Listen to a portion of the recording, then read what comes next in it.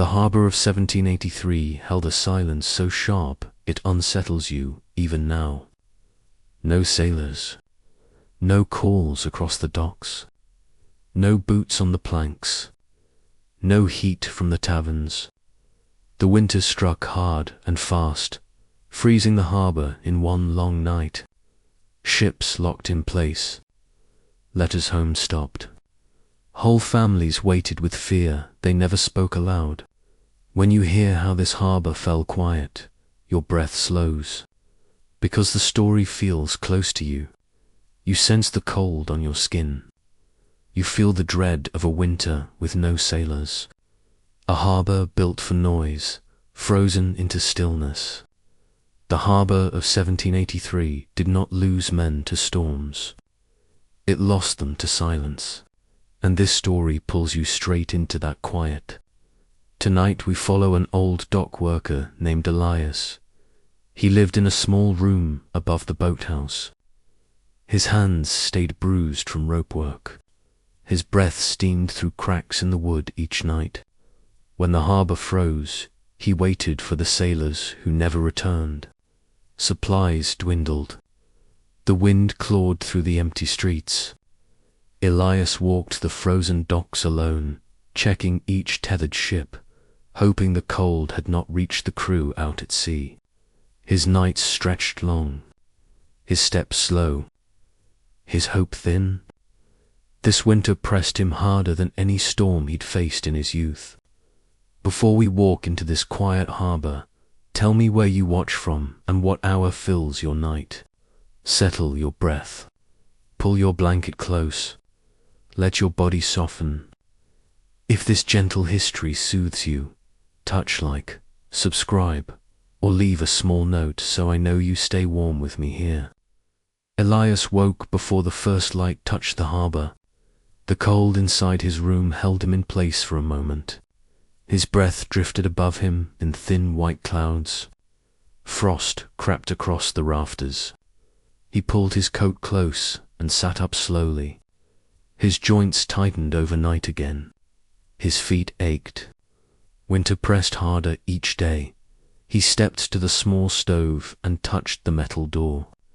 It felt cold as stone. The embers inside died while he slept. He reached for the wood box. Only a few small pieces remained. He placed 2 in the stove and struck the flint until sparks caught. A thin flame grew. Weak warmth spread through the room. He stood at the single window. Frost layered the glass in thick feathers. He rubbed a circle clear with his sleeve. The harbour below lay silent. Thick ice spread from pier to pier. Snow covered the decks of every ship. Ropes hung stiff. No footsteps on the wooden planks. No gulls calling. No voices warming the morning, no sailors. He turned away from the window, tightened his coat, and stepped outside.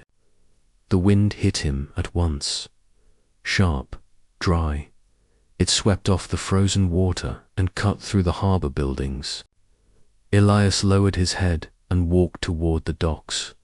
The planks groaned under him. Each step sounded louder in the quiet. He reached the first ship, a small trader that left late in the season. He placed his hand on the hull. It held the cold. He checked the ropes. They stayed firm. No sign of movement on deck. He moved to the next ship, and the next. Every ship locked in ice. Every deck empty.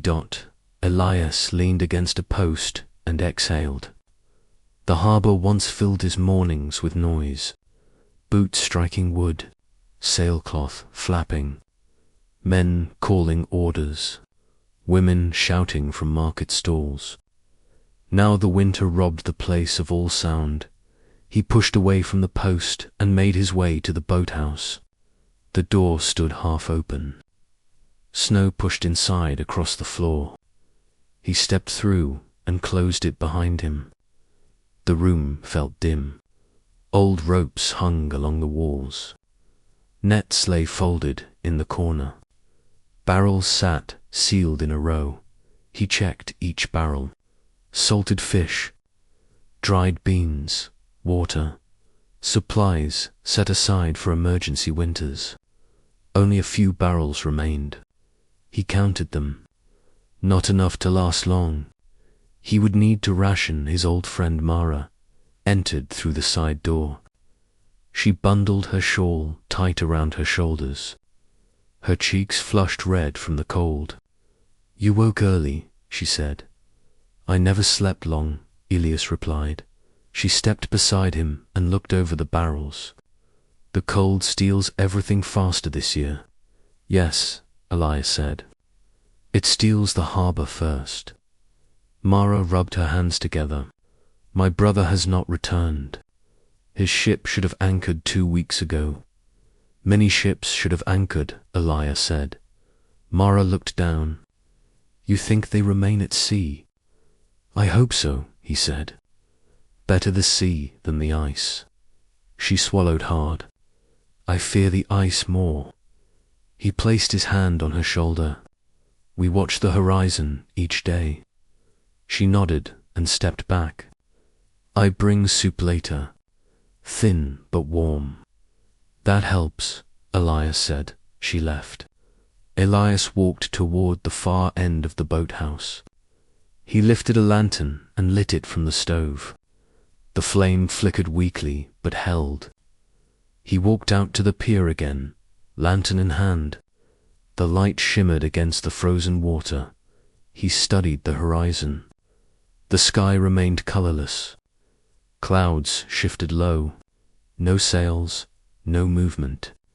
No sound except the faint groan of ice shifting under frozen weight. He walked the length of the harbor. Snow blocked some paths. He pushed through it. He checked each mooring, each plank, each rope. He listened for anything that hinted at life. Only the ice answered. He watched a small crack form near the farthest ship. It spread slowly, no wider than his finger. The sound carried across the harbor in a thin line. He placed his hand on the railing and waited until it settled. The ice held, but the movement told him the harbor changed beneath its shell. He turned toward the market row. Most stalls shut for the season. A few stood half buried under snow. He walked past the baker's stall, empty. The blacksmith's corner, silent. The old tavern, doors locked. Windows dark. He approached the tavern door. Snow piled against it. He brushed it away and pushed. The door creaked open. The room inside felt heavy with still air. Chairs stacked. Tables pushed aside. The hearth held ash from the last fire before the freeze.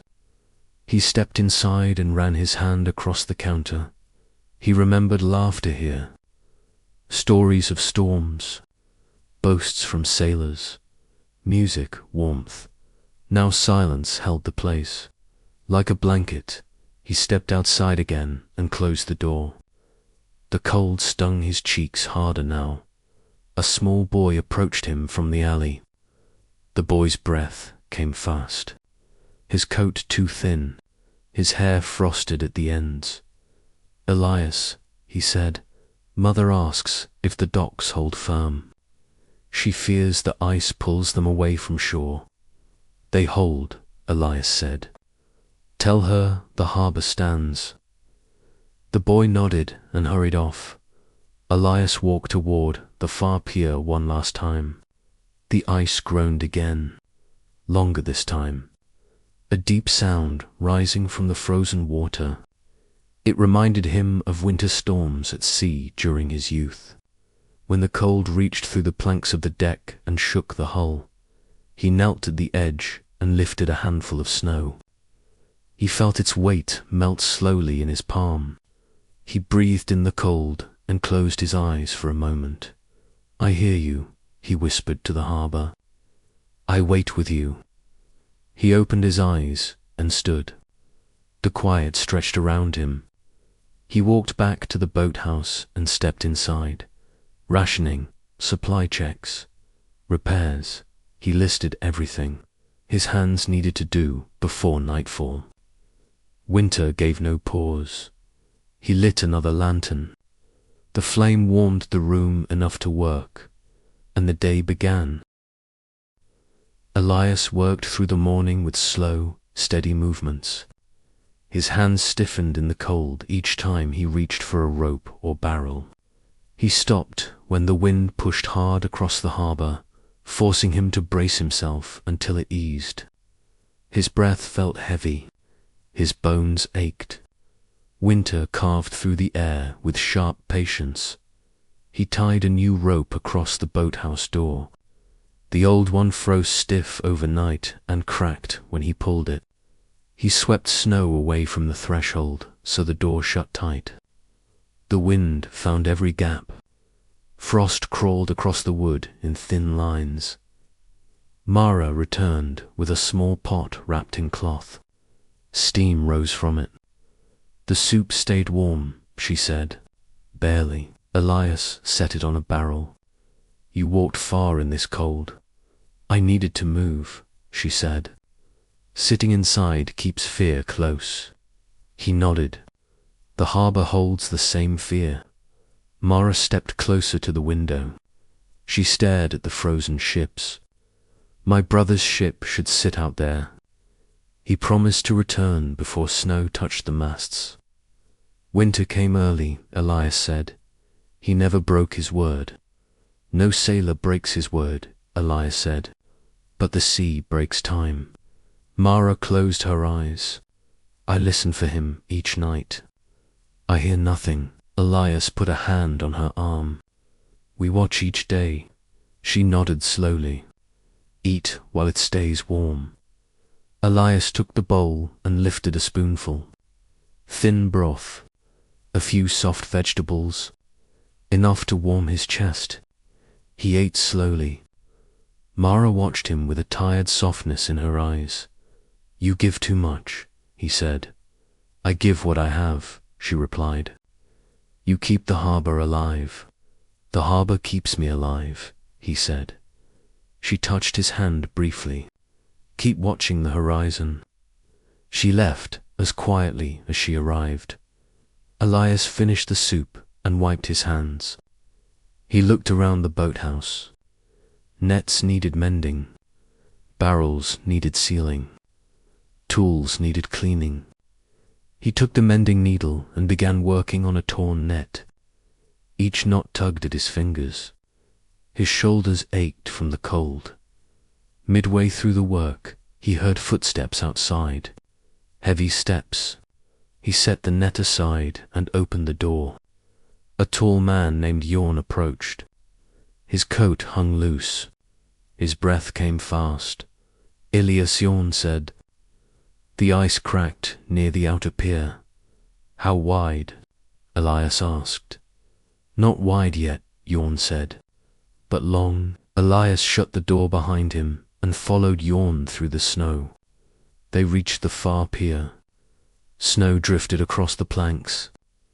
The posts leaned at slight angles. The ropes stiffened. Then Elias saw it. A thin crack stretched across the ice near the bow of an old cargo ship. It spread from the pier toward deeper water. It did not open wide enough to threaten the ships yet, but it groaned with pressure. It grows, Yorn said. Before long, the ice shifts under the hull. This ship holds weight, Elias said. If the ice pulls it, the ropes break. Yorn crossed his arms. Should we cut the ropes before they snap? No, Elias said. If the ship drifts when the thaw comes, we lose it. Yorn stepped back. Then what do we do? We reinforce, Elias said. With what? Anything we have? Yorn nodded and hurried off to gather tools. Elias knelt beside the crack. The ice shimmered with small bubbles trapped beneath the surface. The sound of water shifting below reached his ears. He pressed his hand lightly on the edge. Cold pierced through his glove. He stood and looked across the harbour. More cracks formed in the distance, thin, jagged, quiet. The harbour moved even in stillness. He walked to the nearest post and tested the rope. It held tight, but the wood groaned. He untied it, looped it twice, and pulled it until it sat firm again. Yorn returned with 2 younger men. They carried heavy rope and thick wooden wedges. Elias directed them to the base of the pier, where the beams met the frozen water.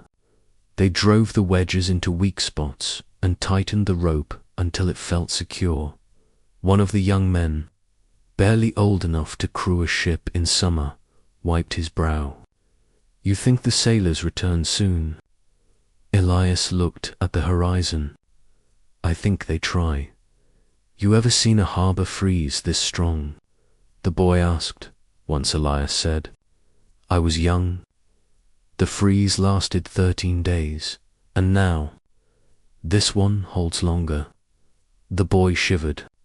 "My father waits at sea, then you wait here," Elias said. "Harbours wait longer than hearts." The boy lowered his eyes and returned to work. By midday, the sun tried to break through the clouds. A faint glow touched the harbour, not strong enough to warm anything, but enough to soften the sky. Elias walked to the end of the pier and stared at the horizon. Still no sails. He sat on a crate, allowing himself one moment of rest. He rubbed his hands together and breathed into them. The cold inside his bones felt rooted. He watched the water beneath the ice shift again. Bubbles moved slowly under the frozen sheet. Ice groaned, rising and falling in a subtle pulse. Footsteps approached from behind. "Mara," she sat beside him. "You heard the ice today?" "Yes," he said. "It sounded close to the houses." "The cold thickens before it breaks," Elias said. Mara leaned her elbows on her knees. "I keep thinking of my brother. How he laughed when winter came. He said he outran storms. He said the sea listened to him." "The sea listens to no one," Elias said. Mara nodded. "But he knew its moods. He still knows them," Elias said, "wherever he sails." She looked at him with tired eyes. "You speak hope even when you hold none." "I hold enough," he said. She rested her head against her hands. "The harbour feels hollow without the men." "It does," Elias said. "What keeps you waking each day?" She asked. Elias watched the harbour, the frozen ships, the quiet sky, the empty docks. "Routines," he said. "Rope work, checks, fire. If I stop moving, winter wins." Mara looked at him softly. "Winter never takes you." Elias smiled faintly. "It tries." Snow fell again in slow, scattered flakes. Elias stood. "I check the nets before evening." Mara stood too. "I bring bread later. You keep nothing for yourself." "I keep enough," she said. She walked away, leaving Elias alone with the faint groans of the harbour. He returned to the boathouse and resumed mending the nets. The lantern burned low. Shadows stretched across the walls. The wind quieted. As night approached, Elias stepped outside once more. The harbour lay in deep blue light. The ships rose like frozen shadows. The ice glimmered with faint patterns. He whispered to the winter air, "Bring them home." The ice answered with a long, low groan. He walked back to his room above the boathouse. He lit the stove one more time. Thin warmth crept into the corners of the room. He sat on the wooden stool and rubbed his tired hands. The night stretched long ahead of him, and the harbour waited. Elias woke in the dark before dawn again. The cold felt heavier than the day before. Ice formed along the inside of his window. His breath left pale rings in the air. He pushed himself upright and pressed his hands to his knees until his stiffness eased enough to stand. The stove inside his room held no embers. He knelt and added 2 thin sticks, struck the flint, and coaxed a weak flame to life. The heat spread slowly. He pulled on his thick coat and stepped outside. The harbour lay in deep shadow. Snow covered every path. The ships looked like frozen giants. The boards creaked under his boots. The ice groaned from below. Winter pressed into every corner of the place. He walked to the boathouse first. He pushed open the door and checked the barrels again. Supplies sat lower than he hoped. He counted each one under his breath. Salted fish, dried beans, a little grain, 2 jars of hard biscuits, enough to stretch, not enough for comfort. He lit a lantern and hung it on the wall. The light pushed the shadows back for a moment. He mended a rope, tied off loose ends, and checked the knots twice. Each knot felt like a reminder that nothing held without steady hands. Footsteps outside reached him. Mara appeared in the doorway. Her hair held frost. Her cheeks flushed pink. She carried a cloth bundle. "I brought something," she said. Elias set down the rope. "You walk early." "I could not sleep," she said. "The wind kept me awake." Elias stepped closer. The wind speaks louder when fear grows. Mara opened the cloth bundle. She handed him a piece of dark bread. "I saved this for you." Elias hesitated. "Keep your share. You need strength to keep the harbour standing," she said. "Take it." He accepted it with slow hands. "Thank you." Mara sat on a barrel. She stared through the small window at the frozen ships. "I dreamed of my brother last night. He walked across the ice. He called my name. When I reached him, he sank." "It was only a dream," Elias said. "But winter dreams feel close," she whispered. Elias nodded. "Fear grows sharp at night." Mara rubbed her hands together. "Do you think the sailors reached land farther south?" "It is possible," Elias said. "Storms push ships into strange paths." She let out a long breath. "I hope he stands on warm soil. I hope he waits for the thaw." "We hold hope," Elias said. "It keeps the cold from taking us." Mara looked at him. "You speak like a man who saw harder winters." "I did," Elias said. "I watched harbours freeze during my youth. I watched men leave and return when the ice broke. And when they did not return," she asked. Elias paused. "Their stories ended at sea, but their names stayed on the docks." Mara lowered her gaze. "If my brother does not return, I do not know how to hold his name." "You hold it the same way you hold the cold," Elias said. "Close, steady, without fear." Mara stood. "I go before mother wakes. I tell her the harbour stays firm." Elias nodded. "Walk slow. The snow hides the edges." She left with a small wave. The door closed behind her. Elias ate the bread in quiet bites. It warmed him more than the stove. He stepped outside and walked toward the far pier. Snow gathered in ridges along the planks.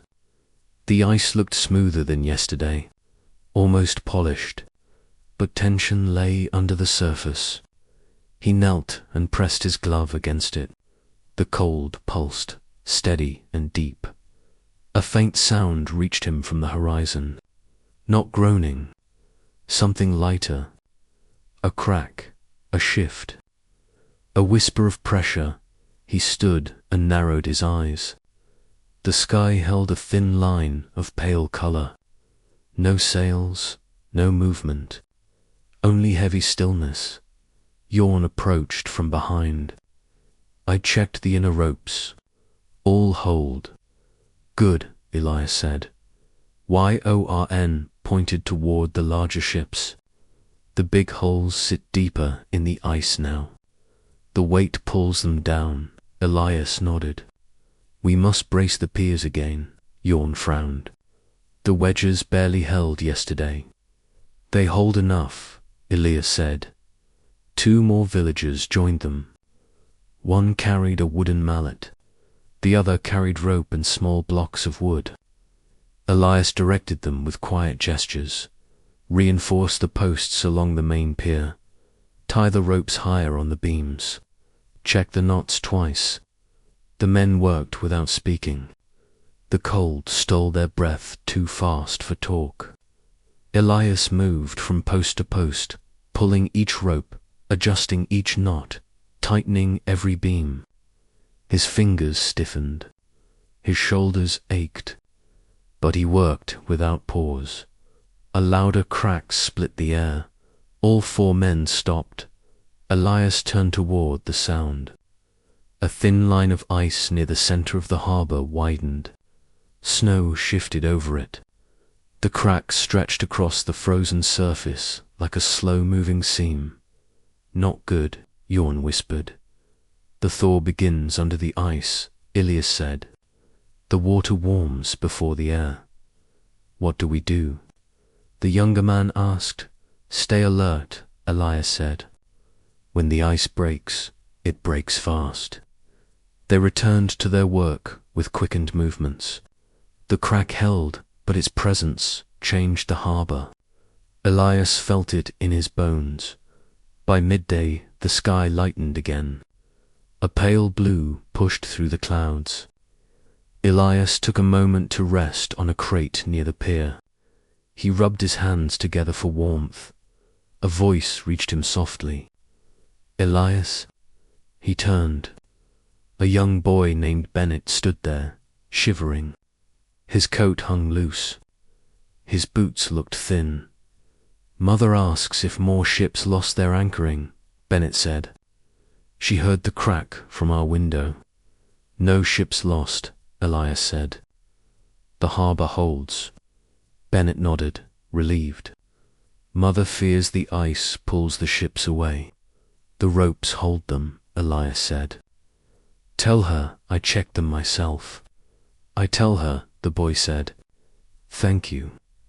He turned and hurried down the path, leaving small footprints in the snow. Elias stood and stretched his back. He walked toward the tavern. Snow blocked part of the door. He brushed it aside and stepped inside again. The air felt still. He gathered old chairs and stacked them neatly. He cleared frost from the windows. He swept ash from the hearth. Each action gave the room a shape again. He whispered, one day the sailors return. One day this room fills with breath again. He closed the door and returned to his rounds. Later, Mara reached him near the shore. Mother asks if the crack grows. Yes, Elias said. But slowly she looked at the horizon. Any sign of sails? None. She closed her eyes briefly. I hold hope, but it burns thin. Elias touched her arm gently. Hope sits close to hunger. Both keep us moving. Mara looked at him, her expression soft. You hold the harbor steady. I only watch it, Elias said. That is enough, she whispered. As evening approached, Elias returned to his room. He lit the stove again.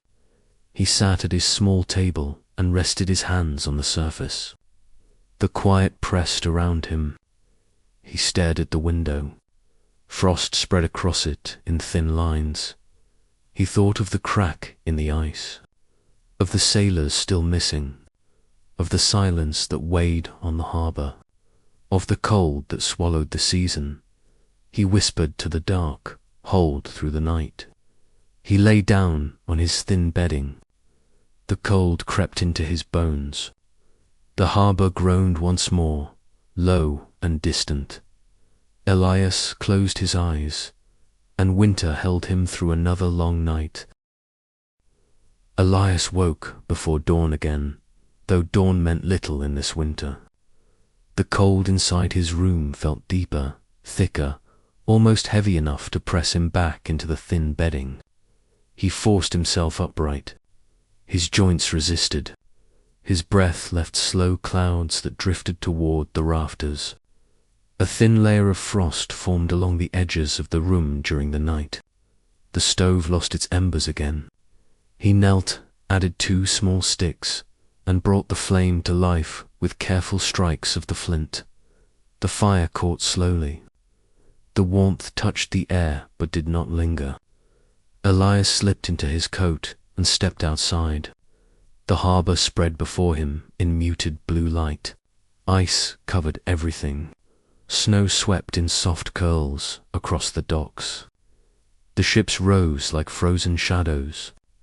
No movement anywhere. Each morning held the same question. Did the harbour change during the night? He walked toward the far pier. His boots crunched through new snow. The ice groaned beneath the frozen sheet. The groans sounded weaker today, less sharp, more tired. That alone told him winter shifted again. A cluster of villagers waited near the end of the pier. Yorn stood among them. Mara stood just behind him, her shawl pulled tightly around her. Elias approached. "What happened?" he asked. Yorn stepped aside, revealing the new change. The crack had spread, not wide enough to open the harbour, but long enough to run from the large cargo ship halfway to the deeper waters. The split shimmering line reflected the faint sky. Snow gathered around it in uneven ridges. "This grew overnight," Yorn said. Mara hugged her shawl tighter. "The sound woke us. It snapped like wood." Elias knelt beside the crack. He brushed snow away. The ice beneath thinned at the edges, but held.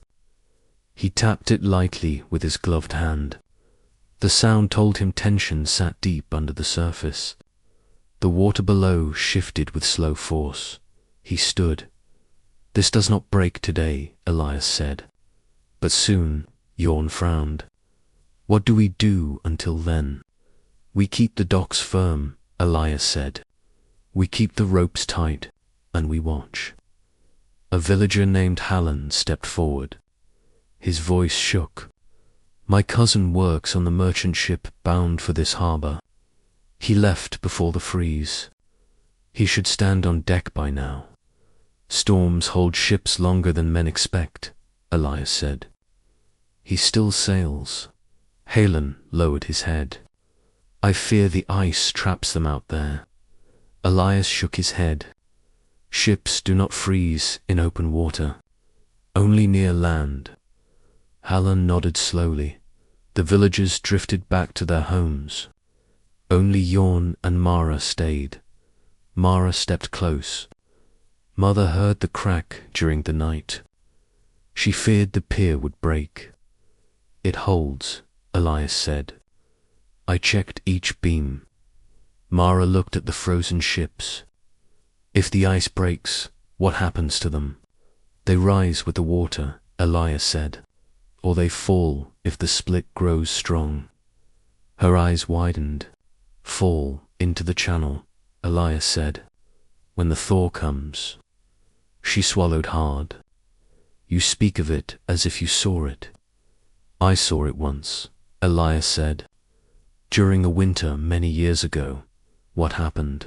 she asked. "The harbour cracked during the thaw," Elias said. "One ship sank as the ice broke, and the sailors—" Mara whispered. Elias paused. "They were not on board." She breathed out slowly. "Then there is a chance." "There is always a chance," Elias said. She nodded, but her eyes carried more worry than hope. Yorn tapped Elias on the arm. The ropes near the main pier froze to the posts. They need thawing before tightening. I handled that, Elias said. Bring the tools. You're left at once. Mara lingered. Elias, when do you rest? When the harbor rests, he said. She reached out and touched his sleeve. Take care. Winter sees the strongest men weaken. He looked at her. Winter sees everything. She held his gaze for a long moment before walking away. Elias headed toward the main pier. He inspected the ropes. Some froze into thick shapes against the posts. Others stiffened so much he feared pulling them too hard. He took a small iron tool and hammered frost loose. He tightened each rope inch by inch, his breath clouding the air. Yorn returned with wedges and a mallet. They worked side by side. The sun rose weakly behind clouds. Its light touched the ice but warmed nothing. The men worked until their hands burned inside their gloves. By midday, Elias stopped to rest on a crate. He rubbed his fingers to restore feeling. His breath hung in the cold air. A soft voice spoke behind him. Elias. He turned. A child stood nearby. A girl named Lysa, her coat too big, her boots worn. Mother asks if the harbor stands strong, she said. It stands, Elias said. She heard the crack last night, Lysa said. She feared the ice would swallow the ships. The ships hold, Elias said. Tell her they stay safe for now. Lysa nodded and ran off toward the market road. Elias rose again and walked to the tavern. He checked the door, brushed away snow, and stepped inside. The air felt stale. The windows frosted over more than yesterday. He stepped to the hearth and cleaned old ash from the stone. He found a log, set it in place, and lit a flame. The warmth spread slowly through the empty room. He sat for a moment, letting the heat touch his hands. He pictured sailors gathered around these tables. He remembered laughter, the sound of boots on wood, tankards clinking, the old songs they sang when storms raged outside. Now the tavern sat quiet. He stood and closed the door behind him. By late afternoon, snow began to fall again. Light flakes drifted across the harbor. Elias walked toward the far pier. The crack had not widened. The ships remained steady. The ice groaned but did not shift. Mara approached him. Mother says the air feels warmer tonight. It does, Elias said. The worst cold passed. Then the thaw starts soon. Yes, Elias said. But slowly, Mara's eyes softened. You hold this harbor together. I hold nothing, Elias said. I watch. That is what we need, she whispered. She left to tend her mother. Elias returned to the boathouse. He lit the lantern, hung it from the beam, and inspected the nets again. He repaired small tiers and stacked them neatly. He checked the barrels once more. Supplies dropped lower each day. He felt the weight of every decision in his bones. Night fell with a silent heaviness. Elias climbed the stairs to his room. He lit the stove. He sat on the stool and rubbed his tired hands. He looked out the window. Frost blurred the harbor into pale shapes. The ice groaned faintly. He whispered to himself, hold until morning. Hold one more night. He lay on his bedding. The stove flickered. Cold crept through the walls. The harbor breathed below him, tired but steady, and Elias drifted into another winter sleep. Elias woke to a strange stillness. Not silence, stillness. The kind that presses against the walls before dawn breaks. The cold inside his room felt different. Less sharp, less biting. He sat up slowly. Frost still clung to the window, but the air held a slight shift. A small sign, a quiet promise. He lit the stove again. This time the flame rose faster. He warmed his hands over it and felt a faint looseness in his joints that had been missing for days. He stood, pulled on his coat, and stepped outside. The harbour spread before him in a pale blue glow. Snow covered the piers in soft layers. The ships remained frozen in place, but something changed in the air. A softness touched the wind, a hint of breath returning to the world. He walked toward the far pier, leaving deep tracks in the snow. The ice groaned beneath the harbour again, but the groans sounded different, longer, lower, a release rather than a tightening. Elias listened with a practiced ear. The thaw began, not enough to break ice, but enough to shift it. Yorn stood near the crack, staring down at it. Elias, he said. It softened. Look. Elias knelt. Snow slid from the edge. The crack shimmered with faint moisture. Ice thinned at its center. Not enough to cause danger yet, but enough to warn of change. This is the first melt, Elias said. Yorn rubbed his hands together. Then the sailors return. Not yet, Elias said. The sea opens first. It takes days before ships pass through, but this means hope. It means winter loosens its hold, Elias said. Hope follows after. Mara approached, breathless from walking quickly. Mother woke early. She felt the air warm. She cried when she heard it. Elias nodded. The cold breaks first in the air. Mara brushed snow from her sleeves. Did the ice move during the night? Yes, Elias said. Slowly, Mara looked toward the frozen ships. Do they rise when the thaw comes? Some rise, Elias said. Some tilt, some drift, and some sink. She whispered. Yes, Elias said. Mara closed her eyes for a moment. If my brother returns, I want him to see this harbour alive again. He will, Elias said. She looked at him. You say that with such strength. I saw many winters, Elias replied. The thaw never fails. She nodded and stepped aside as two more villagers approached. Halen held a worried expression. Elias, the beams near the middle pier loosened during the night. Show me, Elias said. They walked together across the frozen planks. The middle pier leaned slightly where ice pushed against its supports. Elias knelt and inspected the base. The ice melted around the beam, he said. Not much, but enough to loosen it. Will it fall? Halen asked. No, Elias said. Not yet. Bring wedges. The men moved quickly. Yorn fetched thick pieces of wood. Elias hammered them into place beneath the pier. Each strike echoed across the harbour. Each wedge steadied the structure. Mara watched from a distance. Her mother stood beside her, wrapped tightly in wool. The older woman leaned on a cane. She nodded at Elias with slow gratitude. When the work finished, Elias walked toward the boathouse. He lit a lantern and carried it inside.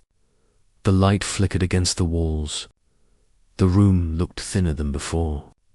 Supplies dwindled. Nets stacked neatly. Tools organized. He felt the shift again. Thawing changed the harbour's sound. The wood creaked differently. The ice breathed differently. He sensed it in the walls of the boathouse. He stepped outside once more. A faint call echoed down the harbour. Not a human voice. A gull. The bird circled above the frozen water and called again. One gull meant little, but it meant life. Some fish below the ice moved enough to draw it inland. Elias watched the bird's wings cut through the pale sky. Mara reached his side. I heard it from the market road. It follows change, Elias said. Then we follow it with hope. She replied. He smiled faintly. Together they walked to the end of the pier. Elias leaned over the railing. He studied the horizon. Clouds moved slowly across it. The color warmed at the edges. What do you see? Mara asked. Nothing yet, Elias said. But the air shifts. The sea breathes. Mara stood beside him. When the thaw comes, the sailors return. Yes, Elias said. But we prepare first. For what? She asked. For danger, Elias said. Thawing breaks ice from beneath. The harbor moves. Piers strain. Ropes snap. Mara shivered. And we hold everything together. We try, Elias said. YORN approached from behind. Another crack formed near the fishing boats. Show me, Elias said. They walked together across the snow-covered pier. The fishing boats sat close to shore, frozen in a wide patch of ice.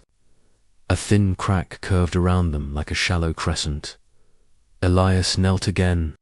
The crack held water beneath. It glistened faintly in the fading light. This is meltwater, Elias said. It rises before the thaw pulls the ice apart. Should we brace the boats? Jorn asked. No, Elias said. The ropes hold them. What if the ice breaks? Then the boats shift, Elias said. But not far. Halen arrived, breathless. Elias, the tavern roof dropped snow inside. A beam weakened. Elias nodded. I come. He walked toward the tavern with steady steps. The inside looked dim when he entered. A pile of snow lay on the floor beneath the rafters. A thin beam bowed under the weight of frost and time. He touched the beam gently. It holds for tonight. Should we clear the roof? Halen asked. No, Elias said. Too dangerous. We clear the floor instead. They shoveled the snow and swept the floor. The tavern felt lighter after. Elias looked around the empty room. You miss it, Halen said. Yes, Elias said. Places remember voices. This one grows tired of silence. Halen lowered his eyes. I miss my cousin's voice. Elias nodded. Winter does not take voices forever. When they finished, the sun dipped low. The sky deepened into grey. Snow fell again, light and steady. Elias stepped outside. The harbor groaned again. A long, tired sound. The thaw pulls at it, he murmured. Mara approached. Her eyes held a mix of fear and hope. Does the thaw bring danger? Yes, Elias said. But it brings life too. She stepped closer. I trust you. He met her gaze. Trust the harbor. It speaks first. Night approached. Elias returned to the boathouse. He gathered the tools, coiled ropes, and checked the lantern. He lit a second lantern and carried it to his room. He placed it near the window. The light spilled across the frost-covered glass. He sat on the edge of his bed. He rubbed his stiff hands together. Outside, the ice groaned again. He whispered into the quiet room. We hold one more night. Then he lay back, wrapped his blanket tighter, and closed his eyes. The harbor breathed beneath him, and the thaw waited for dawn. Elias woke before the first hint of dawn again. though this time he sensed a shift before he even opened his eyes. The cold inside the room felt softer, not warm, not gentle, but softer. His breath rose in small clouds instead of heavy rings. The frost on the window thinned at the edges. Something inside the harbour changed during the night. He sat up slowly. His joints still ached, but they loosened quicker than usual. He lit the stove with 3 thin sticks. The flame rose with less effort. He watched it for a moment, letting the heat reach the air. He dressed and stepped outside. Snow blanketed every step leading down from his room. The harbour below lay quiet under the early twilight. But the ice no longer looked as hard. It shone in patches, thin flashes of pale light moving beneath the surface. He walked toward the piers. Yawn already stood there, arms folded, breath clouding the air. "You saw it too," Yawn said. Elias nodded. "The Thor works under the ice now." Yawn pointed toward the largest cargo ship. "Look there." Elias followed his gaze. The hull sank a little deeper into the ice. Not dangerously, but enough to show the ice lost its grip. The ropes held. The pier stood firm, but the shift mattered. Elias stepped to the edge of the pier and peered down. Water moved beneath the ice, slow but visible. He placed his gloved hand on the frozen surface. It no longer felt like stone. It felt like something waking. "We brace everything today," Elias said, "before the water rises." Yawn exhaled with worry. "Before the ice breaks." "Yes," Elias said. "We prepare for both." Mara approached them then, wrapped tightly in her shawl. Her mother walked beside her, supported by Mara's arm. Their breaths streamed in the cold morning. "Elias," Mara said, "Mother fears the Thor more than the freeze." Elias nodded. "The Thor brings danger, but it brings life too." Her mother spoke, her voice thin. "The harbour groaned all night. I heard it through the walls." "The ice moves from beneath," Elias said, "but it holds today." Mara looked out toward the horizon. "Any sign of sails?" "None," Elias said, "but the Thor gives them a path." Mara nodded slowly. "I keep hope close, even when it hurts." Elias placed a hand on her arm. "Hope keeps the harbour breathing." She shivered. "And fear keeps us from falling asleep to danger." "Yes," Elias said. Both needed. They parted ways so Elias and Yawn could begin reinforcing the beams. They hammered wedges into place. They tightened ropes. Snow fell in thin flakes, drifting across the pier. The work carried them through the morning. The sound of hammer strikes echoed across the frozen harbour. Each strike steadied the structures. Each strike reminded Elias that winter tested everything. By midday, Elias paused to rest. He leaned against a post and breathed slowly. His hands throbbed from gripping ropes. His shoulders burned from swinging the mallet, but he kept going. Footsteps approached. Halen, the young man with the cousin at sea. His face looked pale. "Elias," he said, "I checked the boats near the shore. The ice under one split." "How wide?" Elias asked. "A hand's width," Halen said. "Water rises through it." Elias pushed himself upright. "Show me." They crossed the harbour. Snow crunched under their boots. The fishing boats sat locked in a patch of ice near the shoreline. Halen pointed to the one nearest the reeds. Elias knelt beside the crack. It widened enough for dark water to show through. It moved gently. The water pulsed beneath the ice like a slow heartbeat. This is meltwater, Elias said. Halen swallowed hard. Does the boat fall through? Not today, Elias said. The hull sits on thick ice near the stern. Hallen rubbed his arms. But it will fall during the thaw. It might tilt, Elias said, but it will not sink. Halen looked at the crack. My cousin worked on these boats before he went to sea. Elias nodded. Then these hold his memory. Halen lowered his gaze. I pray he comes home. Elias placed a hand on his shoulder. He hears you across the water. They walked back toward the center of the harbor. Mara waited near the boathouse. She watched them approach, her eyes full of questions. Another crack. She asked. Yes, Elias said. But small. Mara pressed her hands together. Mother says the air warms today. She says the thaw begins when old bones feel less tight. She feels it correctly, Elias said.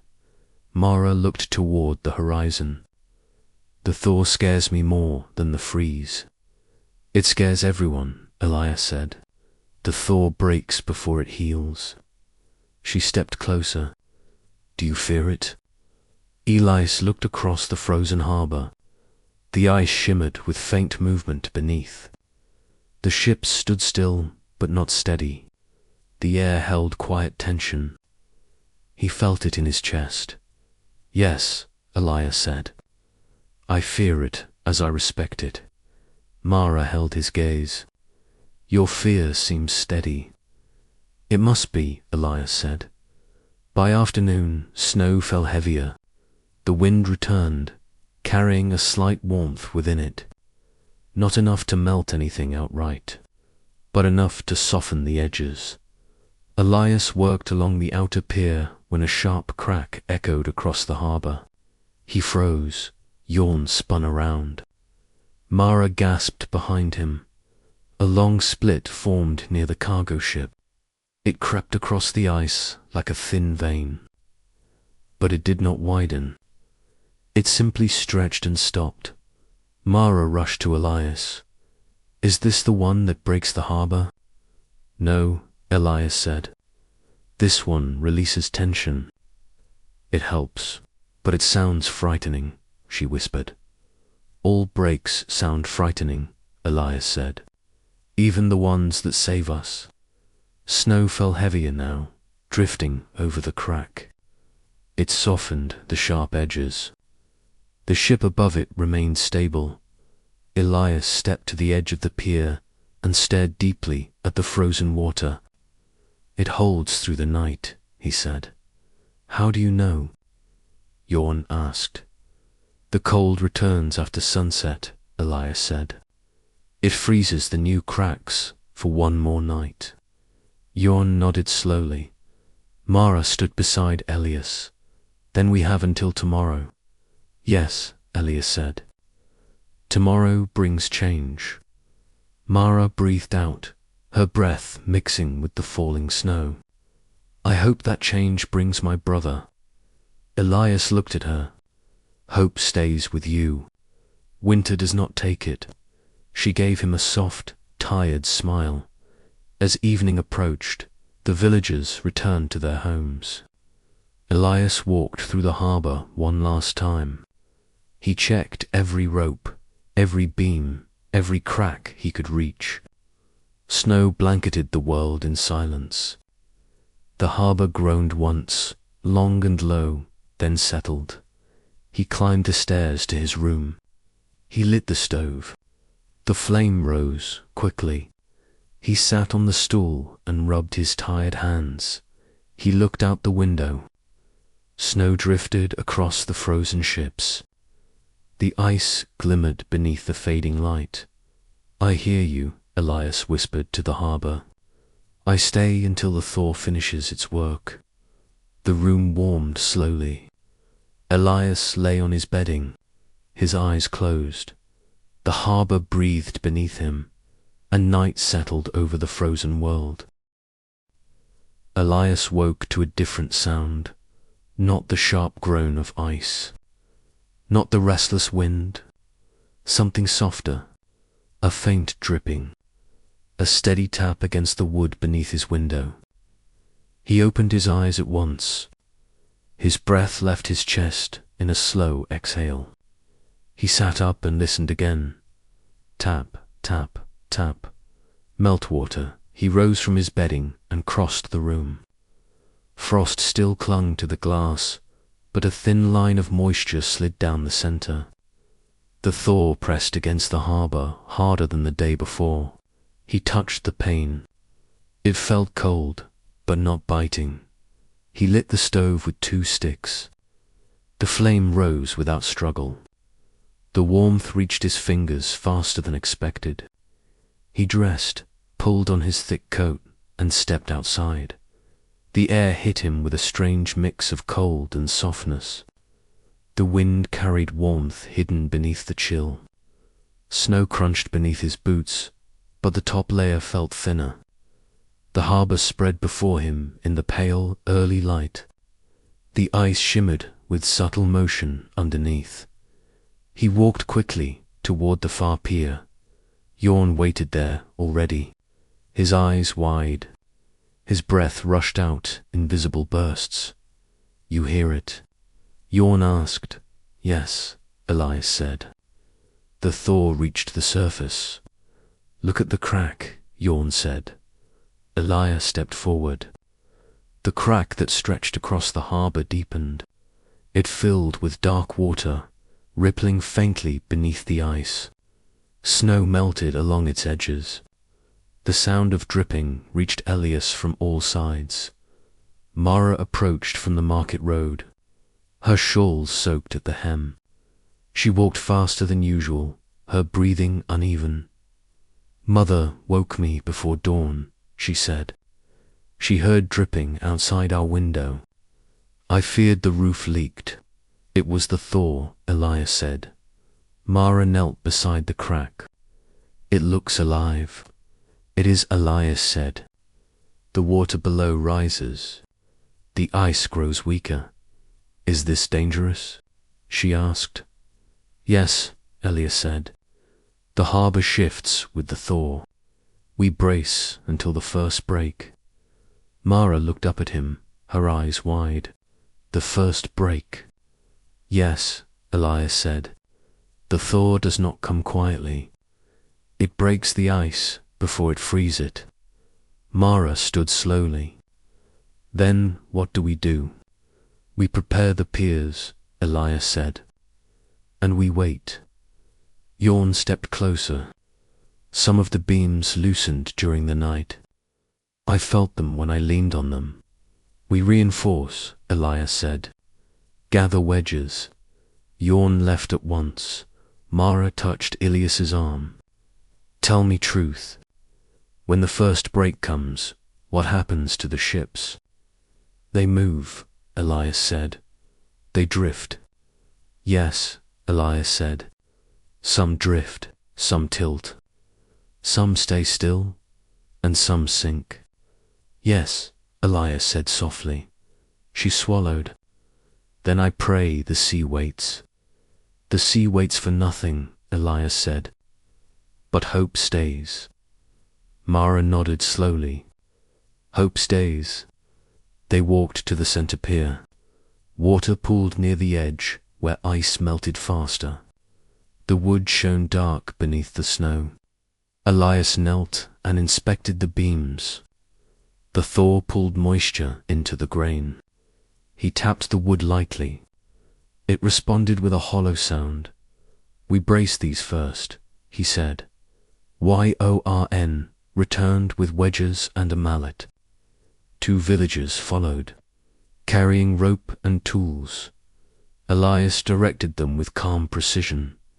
Place the wedge beneath the eastern beam. Pull the rope higher. The lower knots slip during thaw. Check the edge of the pier. Snow hides ice. They worked in steady rhythm. The sound of hammer strikes echoed across the harbor. Snow fell from the rooftops in small sheets as the thaw loosened its hold. The ice groaned again, a low, tired sound. By midday, Elias stopped to rest. He leaned against a post and closed his eyes for a moment. His hands throbbed from gripping ropes. His breath felt heavy, but the harbor changed under his feet. It moved. Mara approached with a small cloth bundle. "I brought bread." Elias shook his head. "You give too much. You give your strength to hold this place," she said. "Let me give a small thing." He took the bread and ate slowly. The warmth spread through him. Mara sat on the post beside him. "The thaw frightens me," she said. "But today feels lighter than yesterday." "It is," Elias said. "Each thaw brings danger and hope." "Do you think the sailors feel the thaw too?" she asked. "Yes," Elias said. "Far out at sea, they feel the currents change." Mara lifted her eyes to the horizon. "Then he feels it. My brother feels it." "Yes," Elias said. A loud crack sounded across the harbor. Mara flinched. Elias stood at once. The crack near the cargo ship widened a little more. Water rose through it. Snow sank around the edges. Yawn ran to Elias. "It grows faster now." "Yes," Elias said. "The thaw pulls at the ice." "What do we do?" "Nothing yet," Elias said. "It holds today. We watch." The villagers gathered around a pier, their eyes filled with worry. Children stayed close to their parents. The older folk leaned on their canes. The harbor groaned again under the weight of the shifting ice. Elias raised his voice slightly. "The harbor holds. Return to your homes. Stay warm." I watch through the afternoon. They obeyed him, not because he ordered them, but because they trusted him. When they left, only Mara remained. "You stay alone?" she asked. "Yes," Elias said. "The harbor speaks." "I listen." Mara touched his arm. "I stay with you." He shook his head. "No, if the ice breaks, you run slower." She looked hurt. "I am not a burden. You are not," Elias said. "But you must stay safe." She stepped back. "I return at sunset." Elias nodded.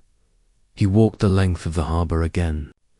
He checked every rope, every knot, every beam. Snow melted on the rails. Water pooled near the posts. The ice pulsed beneath the ships. The thaw breathed harder with each hour. As evening approached, the sky warmed to a pale shade of gold. The harbor glowed beneath it. Elias stood at the far pier and took in the changes. Small streams of water flowed across the frozen surface. Cracks widened. But the ice held. Mara returned at sunset, her shawl fluttering in the softer wind. "How does the harbor stand?" she asked. "Alive," Elias said. "Strained, but alive." Mara watched the horizon with him. "Tomorrow brings more change." "Yes," Elias said. "The thaw grows bold tomorrow." She stepped closer. "I stay until you return to your room." Elias did not argue this time. They walked back together. The snow crunched beneath them. The sky dimmed. The harbor groaned a final time before settling into night.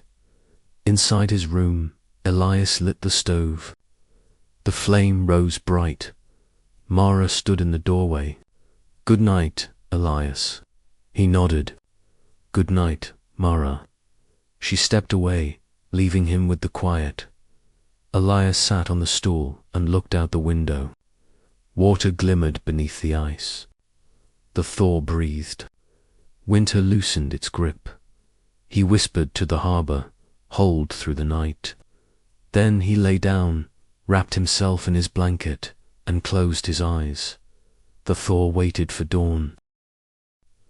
Elias woke to the sound he dreaded and expected in equal measure. A deep, rolling crack that travelled through the harbour floorboards and into his bones. He sat upright at once. His breath left his chest in a short rush. The stove still held a faint glow, which meant he had not slept long. The sound came again, softer but longer. A shifting groan, a release of pressure. The first true break. He stood, pulled on his coat, and stepped outside. The dawn light barely touched the harbour, but enough colour spread across the sky to reveal movement beneath the ice. Snow melted in thin veins across the surface. Water shimmered just below in long dark streaks.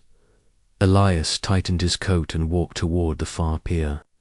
His boots struck damp patches where melting snow sank into the wood. He reached the edge of the pier and stopped.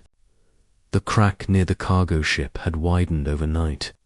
Meltwater filled it. The ship tilted slightly to one side, held by ropes strained to their limit. Yorn approached fast, breath uneven, eyes wide. It cracked again before sunrise. I heard it, Elias said. The whole pier shook, Yorn said. I thought it dropped into the water. It holds, Elias said, but the thaw presses harder now. Another villager, Hallen, hurried toward them. His boots slipped on the melting snow. The fishing boats near the reeds shifted, he said. One leaned forward. The rope stretched. Elias nodded. Show me. They walked across the harbour, now covered in a mix of ice and soft snow. The fishing boats sat locked in the melting field. The boat closest to shore leaned nose first, toward a shallow crack. Water pooled around its bow. Elias knelt and inspected the rope. It stretched thin but remained strong. He tested the ice around the crack. It softened at the surface but held firm below. This will not break today, Elias said, but tomorrow it shifts. Hallen trembled. My cousin used to row this boat. It hurts to see it lean like this. Elias stood and placed a hand on his shoulder. The boat leans because it wants the water beneath to return. It prepares for the thaw. Hallen swallowed. So we wait. We watch, Elias said. Then we act when needed. Mara approached then, her shawl whipping lightly in the warmer wind. Her mother followed slowly behind her. Mara's eyes searched the horizon. I heard the break from my window, she said. Mother woke gasping. She thought the pier collapsed. It still stands, Elias said. Mara stepped beside him. The air feels different. Softer, yes, Elias said. The thaw grows stronger. Her mother leaned heavily on her cane. In all my years, I never heard a thaw break the ice so early. Winters shift, Elias said. The cold left quickly this year. Mara studied him. Are we safe? Safe for now, Elias said. This is the beginning, not the end.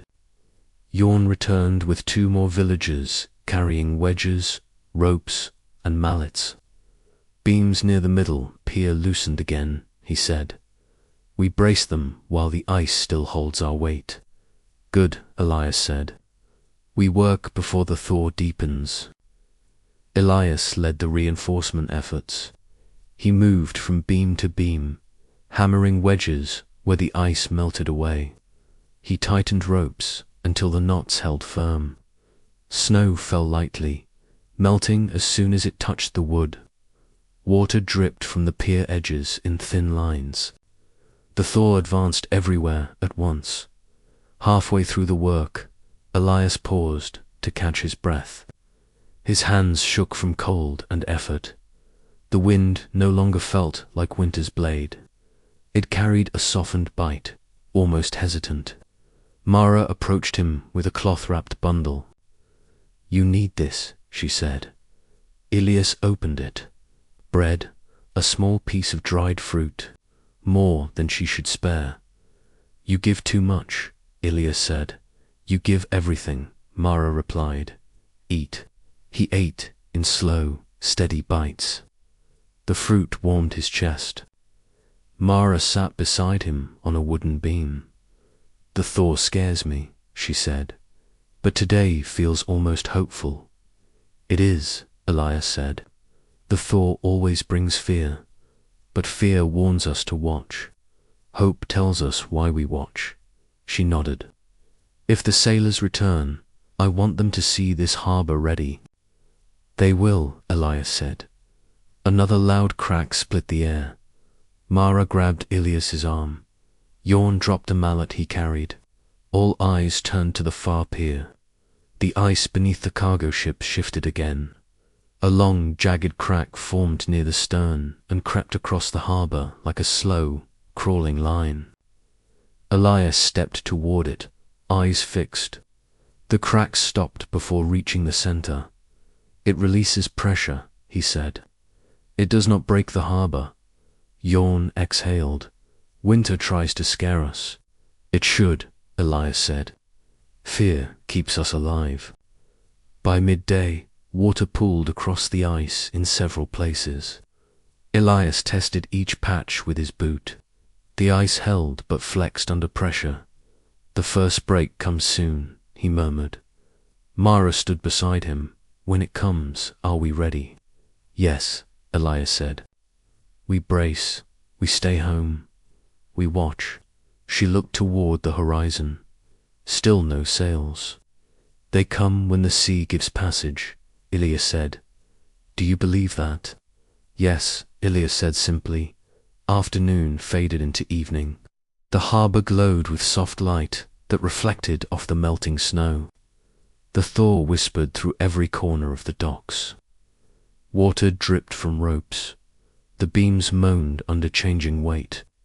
The ships creaked quietly. Elias walked the full length of the harbor one last time. He checked each rope, each beam, each crack. He stopped at the far pier and looked out at the horizon. Still empty, still quiet, but he felt something in the wind. A shift, a current, a promise. Mara joined him. Will the thaw break tonight? No, Elias said. Tomorrow, she breathed out slowly. You sound certain. I listen, Elias said. The harbor tells me. Mara looked at him with deep trust. Then I trust you. They walked back toward the boathouse. Water dripped from the eaves. Snow softened under their boots. The harbor groaned one last time before night settled in. Inside his room, Elias lit the stove. The fire rose strong. He sat on the stool and let the warmth reach his tired bones. He whispered toward the window, "Hold one more night." He lay down, closed his eyes, and let darkness settle. The first true break waited for dawn. Elias woke before the first hint of light touched the harbor.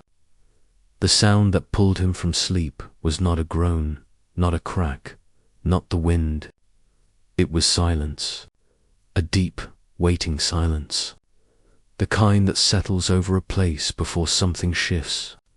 He lay still for a moment, letting his breath slow, letting his bones catch up to the morning. His room felt warmer than the night before. Not warm, only less sharp.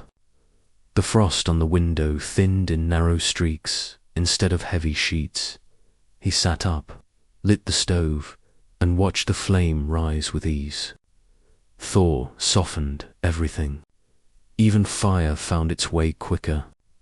He dressed, tightened his coat, and stepped outside. The air stunned him. The harbor did not feel like winter. Not fully. The cold hit him, but it carried moisture. Heavy moisture. The kind that reached into the skin and stayed there. The kind that warned of change. Snow along the planks lost its shape. Water pooled at the edges. The ships still stood frozen in place, but the ice around them changed color. Patches of dull gray replaced solid white. He walked toward the far pier. boot striking wet wood. Water rose between the boards when he stepped. Meltwater seeped everywhere. Yorn stood near the widening crack. His eyes held fear mixed with exhaustion. Elias, look. Elias stepped close. The crack that stretched across the harbour in earlier days now filled with water up to the rim of the ice. A thin layer of slush formed where snow met thaw. The edges sagged. The surface shimmered with faint movement. He knelt, brushed aside melting snow, and tested the ice with his glove. It flexed not much, but enough. This is the last day before the first break, Elias said. Yorn swallowed. Then, tonight? Yes, Elias said. Tonight the harbour opens. Mara approached with her mother. Her shawl soaked at the edges. Her breath came fast. Her eyes locked on the shifting ice. Mother heard the thaw in the walls. It kept her awake. Her mother leaned heavily on her cane. The harbour sounds tired. It is, Elias said. The thaw pushes from beneath. Mara stepped close to the crack. Will it split wide? Yes, Elias said, but not yet. She looked up at him. And the ships? They move when the break comes, Elias said. But today they stay. Mara lowered her eyes. I fear the sound. So do I, Elias said. Yorn pointed toward the eastern pier. The beams there weakened more. I felt them shift under my weight. We brace them now, Elias said, before the thaw rises. Villagers gathered without being asked. Fear woke them early. The melting snow spoke louder than any warning. Elias took the lead at once. He moved from beam to beam. He hammered wedges into place. He tightened ropes until his hands burned. He tied new knots and checked each one twice. Water dripped everywhere now, along the ropes, across the beams, down the sides of the ships. The thaw gave the harbour a rhythm. Every drip felt like a pulse. By mid-morning the fog rolled in, thick and low. It swallowed half the harbour. It clung to the piers until only silhouettes remained. Elias stood in the fog and listened. He heard meltwater flowing under the ice. He heard wooden beams shifting. He heard distant groans, low and strained. Mara appeared through the fog, her outlines soft. Elias. He stepped toward her. Stay close. The piers change under the thaw. She walked until she stood beside him. Mother rests for now. I came to help. You help by staying safe, Elias said. You always say that, she whispered. But I do not want to watch from the window. Elias studied her face. Fear and strength sat together there. Then stay here, close, no farther. She nodded once. They walked together toward the center pier. Fog curled around their boots. The ice groaned louder. The sound rolled under them like distant thunder. Elias knelt again near the largest beam. Meltwater streamed under the wood. He pressed his palm against the surface. Water vibrated beneath. The first break comes with the evening tide, he murmured. Mara looked down. Can we stop it? No, Elias said. We only prepare. She knelt beside him. You faced this before. Yes, Elias said. Long ago, what did you lose? He paused. A ship. A friend. A winter that felt endless. Mara lowered her gaze. I fear losing the only place I know. You will not lose it, Elias said. The harbour survives every winter. So will you. Midday arrived. Fog lifted. Snow softened into thick slush along the piers. Children stayed inside. Villagers gathered near their windows. The harbour felt like it held its breath. Ilias walked the full length again, checking every brace, every rope, every knot. Then he stopped. A faint sound reached him from far out at sea. A distant knock, a rhythmic hit against water. Elias froze. Mara approached behind him. "What do you hear?" He lifted a hand. "Listen." The sound grew clearer. Knock, dot knock, dot knock. Yorn ran to join them. "Is that ice breaking?" "No," Elias whispered. "That is wood." Against water, Mara gasped softly. "A ship." "Not near," Elias said. "Far, but close enough for sound to reach us." She grabbed his arm. "If we hear them, they hear the Thor." "Yes," Elias said. "They follow the path as soon as the channel opens." The Thor pressed harder now. Water rose through cracks in small pulses. The ice sagged. The ships creaked. The horizon shifted in faint shadows. The afternoon brought more work. Elias and the villagers hammered the last wedges into the weakest beams. They tied new ropes across the edges of the piers. They stacked supplies inside the boathouse in case the first break forced them indoors. As the sun dipped low, the harbour grew still again, not silent. Just waiting, Elias stood at the far pier.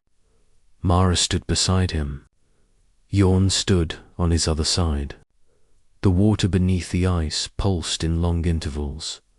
"When the break comes," Elias said, "you return home." "Both of you." "I stay," Mara said. "No," Elias said. "Then you walk home with me," she said. He nodded at last. The sky darkened.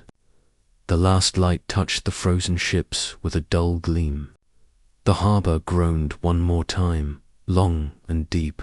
"This is the last night before the Thor," Elias said softly. Mara whispered, "I am afraid." "So am I," Elias said. "Fear keeps us steady." Night settled. They walked back toward the village. Mara held her mother's arm. Yorn carried tools. Fog returned, curling along the ground. Water dripped from every corner of the docks. Inside his room, Elias lit the stove. Heat rose stronger than any night before. He sat on the stool and watched frost melt along the window. He whispered to the harbour, "Break with morning, not with night." Then he lay down, wrapped himself in his blanket, and closed his eyes. The Thor waited. The break waited. The sailors waited somewhere beyond the fog, and dawn would decide everything. Elias woke to the sound he knew would come. A sound no harbourman forgets.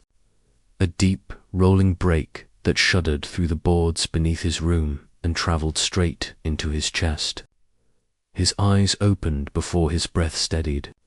The air inside the room felt different again. Heavy, damp, moving.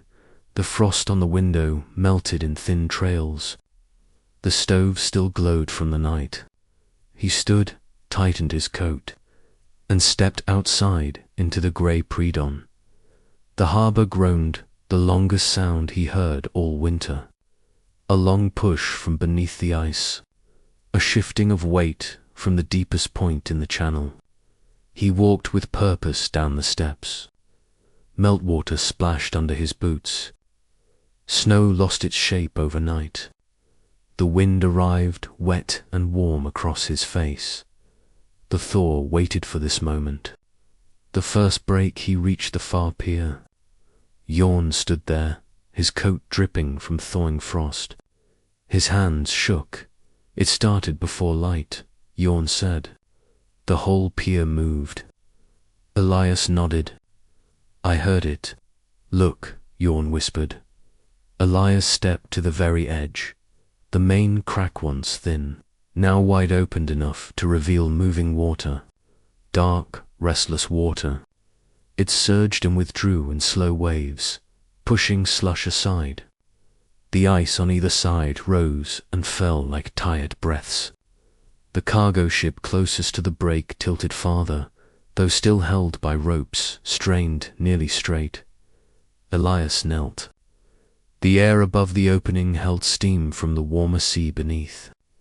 He touched the ice. It bent. It comes today, Elias said. Yorn swallowed hard.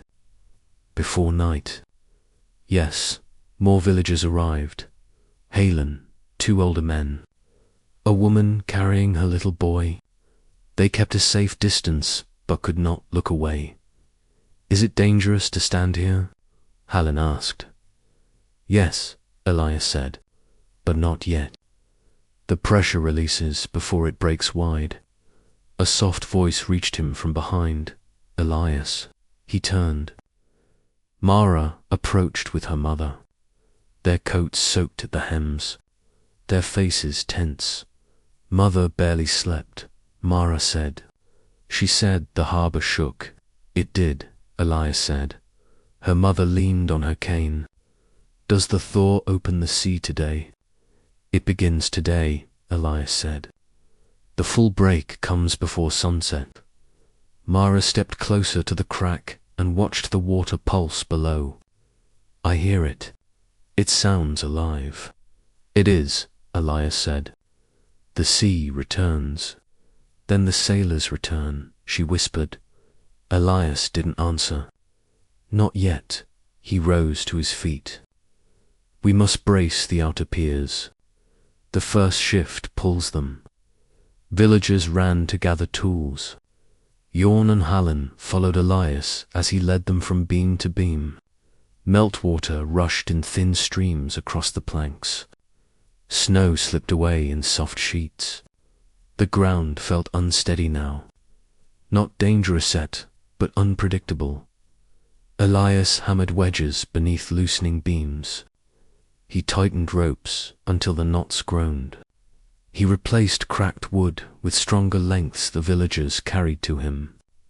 He worked without pause. His breath came heavy. His shoulders burned.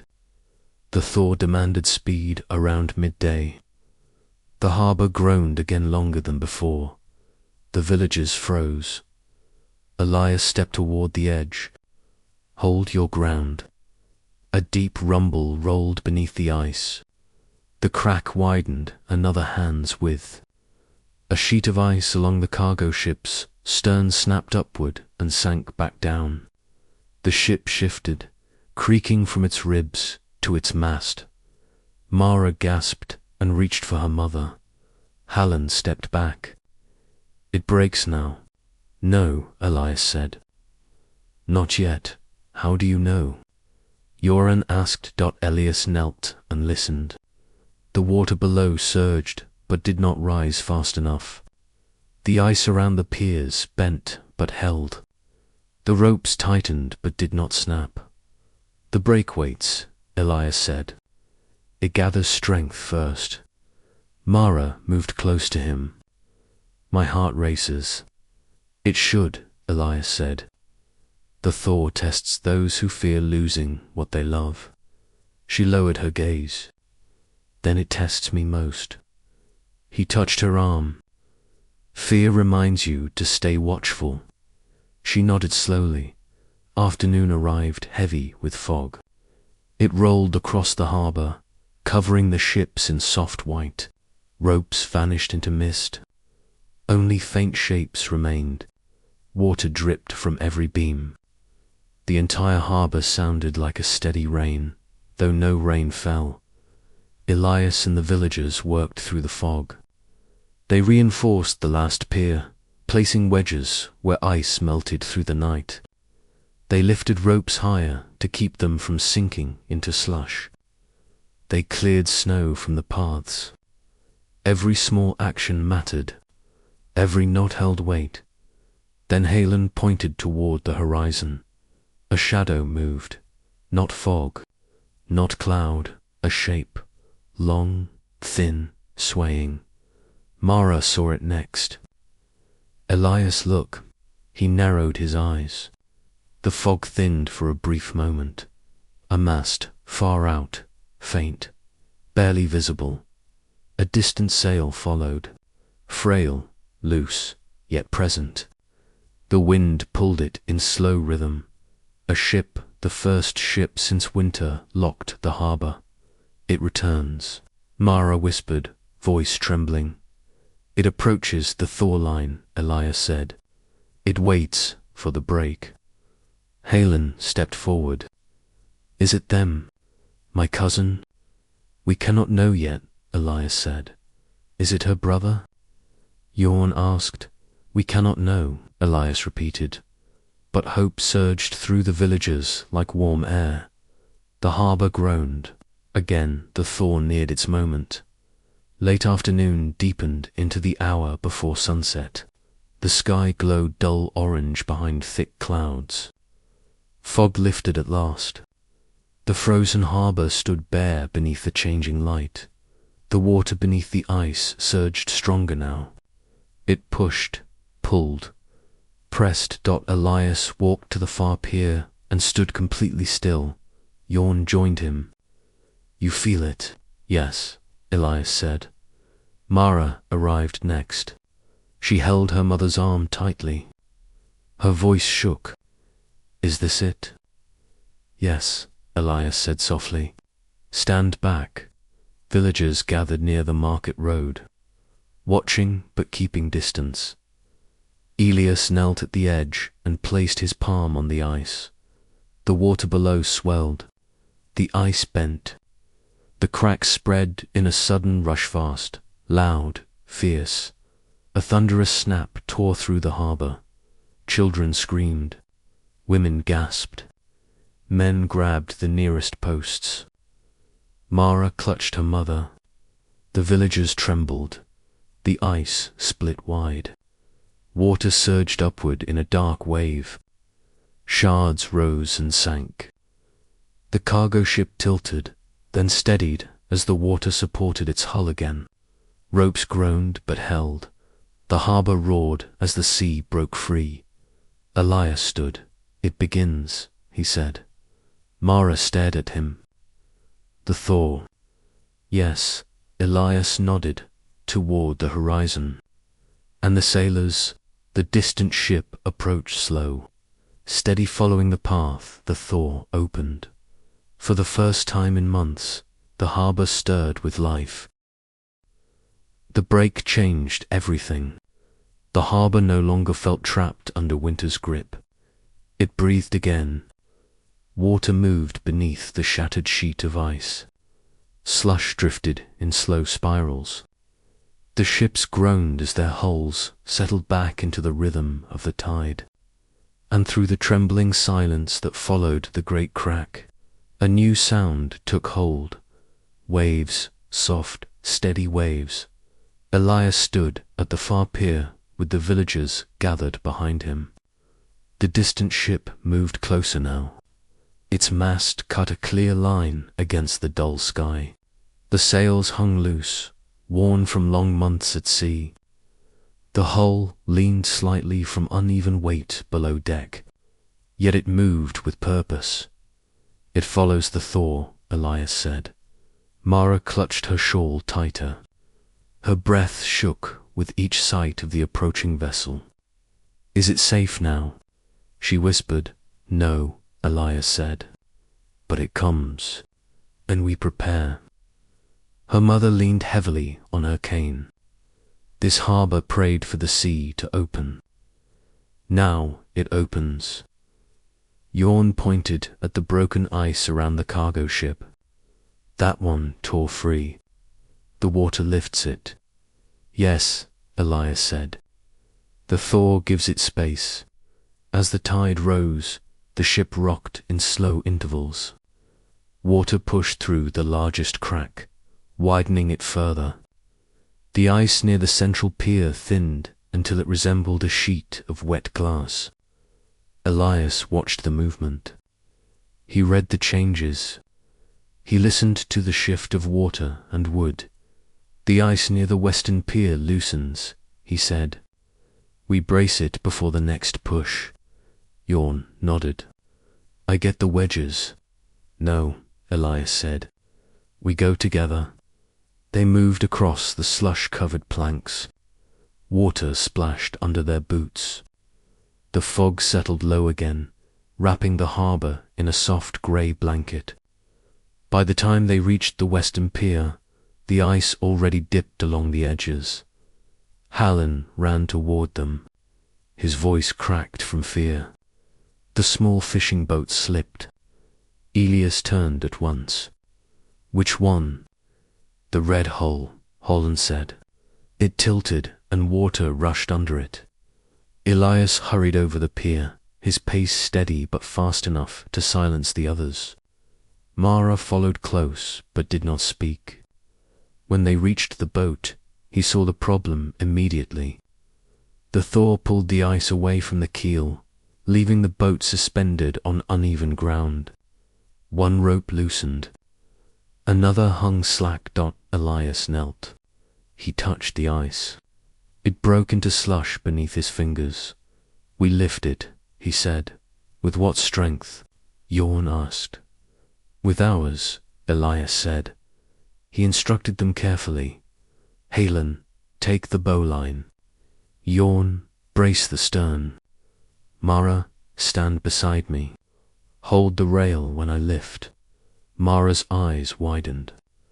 You trust me with this? Yes, Elias said. They moved into position. Elias pressed both hands against the side of the hull. He shifted his weight. The villagers pulled the ropes in steady rhythm. The boat lifted enough for the ice to slide beneath it.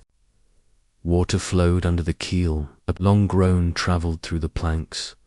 The boat settled, stable again. Hallen released a long breath. Thank you. My cousin will thank you. Elias nodded. It holds now. The thaw moves the harbour, not the boats. Mara watched him with soft eyes. You read the harbour like it speaks. It does, Elias said. Winter does not hide its warnings. She stepped closer. Do you think the approaching ship holds men I know? I think it holds men who want to reach home, Elias said. That is enough for hope. Afternoon drifted into a pale shade of gold. Fog thinned. For the first time, the approaching ship's flag became visible, tattered, wind-beaten, faint in colour. The villagers gathered along the shore, squinting through the light. It looks like our colours, someone whispered, or another port's. It looks familiar. Halen stood beside Elias, trembling. If my cousin stands on that deck. Mara clutched her shawl. If my brother stands there. Elias spoke quietly. We wait until we know. He walked to the far pier again. The water below surged stronger with each hour. The ice fractured across the central harbour, creating long paths of open sea mixed with floating shards. The ships shifted. Adjusting to the new tide, he knelt and placed his palm on the edge. The tide rose higher than the morning. The first break finished, Elias said. Now the sea takes back the harbour. Yorn approached. Is this safe? No, Elias said. But it is right. A long groan echoed across the water. The cargo ship settled deeper into the thawed stretch. Ropes strained, then eased as the water lifted the hull. Snow slid from its deck and landed in the dark waves.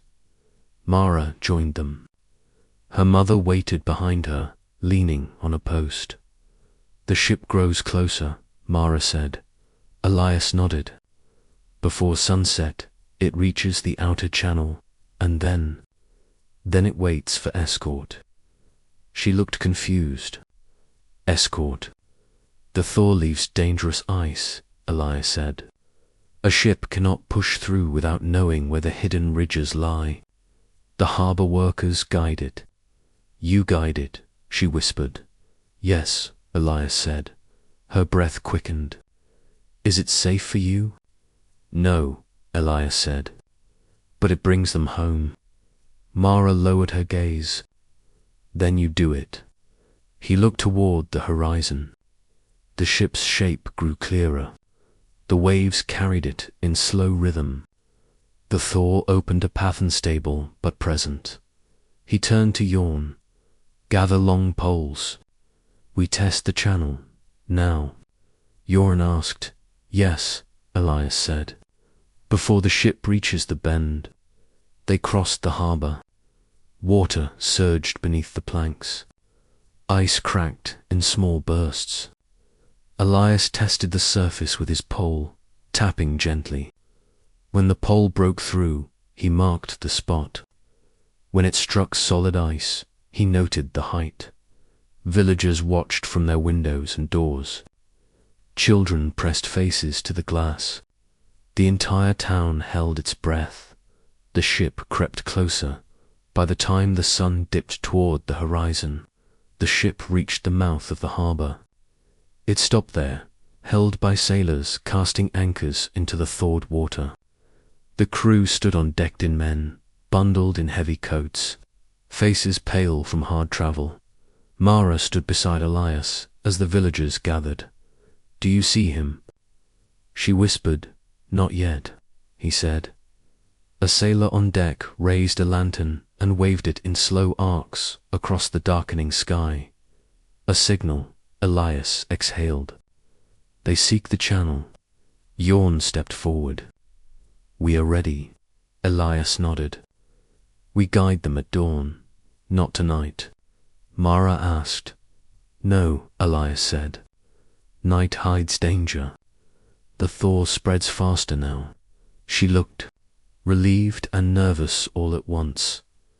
The sailors lowered their lanterns and began preparing for the night. Anchored at the edge of the harbor, Elias turned to Mara. If your brother stands on that deck, he knows he is close. She looked at the ship again. Her breath trembled. I hope he sees the lights of home. He sees them, Elias said. The villagers returned to their homes. Fog settled again. Water dripped from every edge of the harbor. The thaw moved in quiet pulses. Elias climbed the stairs to his room. His clothes soaked from melt. His hands raw from rope and ice. He lit the stove, letting warmth fill the space. Tomorrow. The harbor opened fully. Tomorrow, he guided the ship. Tomorrow. Winter answered hope. He whispered toward the window. Bring them home. Then he lay down and closed his eyes. Elias woke before the sun rose. He felt the harbor's pull before he heard it. A slow surge beneath the boards. A soft churn of water now free of winter's deepest grip. His eyes opened, steady and clear. The stove still held a faint warmth. The frost on the window melted into thin droplets. He stood, dressed, tightened his coat, and stepped outside. The air struck him with damp cold. Not sharp, heavy. The sky held a dull grey.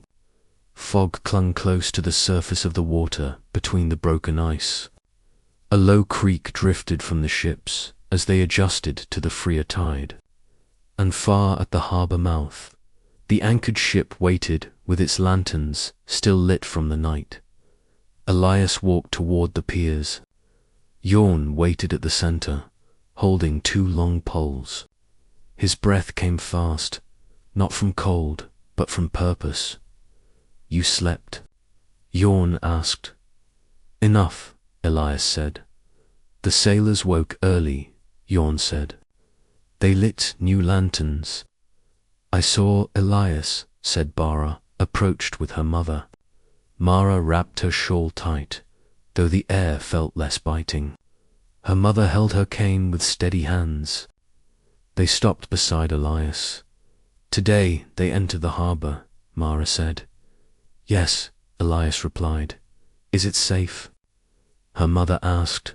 "No," Elias said, "but safer than last night." Mara lifted her eyes toward the ship. "Do you think he stands there?" Elias did not answer. He only placed a hand on her arm. "Hope walks with you today." She nodded, swallowing hard. Villagers gathered along the shore, not in crowds, but in quiet groups. Children stayed inside, pressed to windows. The fog lifted in slow threads as the tide rose. Elias stepped to the edge of the far pier. "We go," Yawn followed. Hallen joined them, gripping a rope coiled around his shoulder. Elias gave a slow nod, and they walked until their boots touched the frost-shined boards above the thwart. "Stretch." Elias tested the first section with his pole. The ice broke easily beneath. Slush moved in soft swirls. "Too thin," he said. "We guide them around." They walked a tight curve along the pier, tapping often, listening always. Meltwater cracked beneath some steps. Solid patches held beneath others. Each test revealed a safe line in the channel. As the sun pushed faint color through the sky, the ship's crew moved with purpose. 2 men stood at the bow. One held a lantern. Another gripped the side rail with white knuckles. Their clothes hung loose, worn from travel. Their faces looked thin. Elias lifted his pole high once. The man with the lantern lifted his own in reply. "They see us," Yawn said. "They followed Thor for weeks," Elias said. "Now they follow us." He stepped to the next patch, tapped, listened to the change in sound, and marked the safe line. He waved his arm in a slow arc toward the ship. The sailors signaled back. The anchor rose. The hull groaned as it accepted the water's full pull. Then the ship moved, slow, careful. Following the marked path, the villagers watched without speaking. The only sounds were meltwater, rope strain, and the steady pulse of waves. Mara walked closer to the edge, though she kept distance as Elias ordered. Her breath trembled with each slow advance of the ship. "Please let him be there," she whispered. Her mother steadied her. "Keep hope close." Elias tapped again. Water surged beneath the slush.